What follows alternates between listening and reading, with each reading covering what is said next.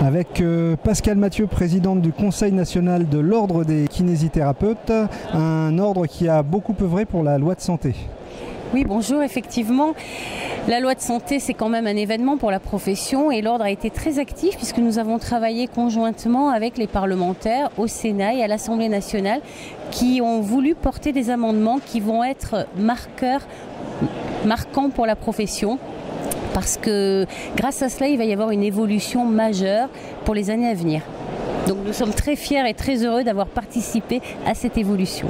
Bon, donc on garde le sourire, peut-être un tout petit peu moins, avec l'avenir qui s'annonce compliqué pour les kinés et leur ordonnancement européen. Le rapport de la Cour des comptes a été vécu comme un traumatisme par les kinésithérapeutes et vous avez raison, il a parlé des quotas, il a parlé du nombre de kinésithérapeutes sur le territoire, mais n'a pas du tout parlé du contexte européen dans lequel nous sommes. Et c'est vrai que de nombreux communautaires viennent exercer en France.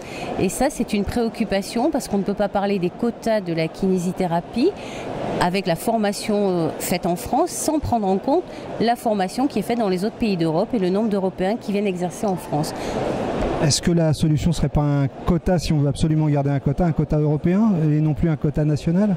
Bien sûr, le quota national n'a plus de sens maintenant si on ne regarde pas ce qui se passe en Europe. Et c'est très paradoxal. La Cour des comptes veut qu'on diminue les quotas et l'Union européenne recommande à la France, en juillet dernier, d'augmenter les quotas. Donc là, il va bien falloir arriver à se positionner pour l'avenir de la profession. Alors j'espère vous retrouver avec une solution et une réponse. Merci beaucoup Pascale. Merci beaucoup.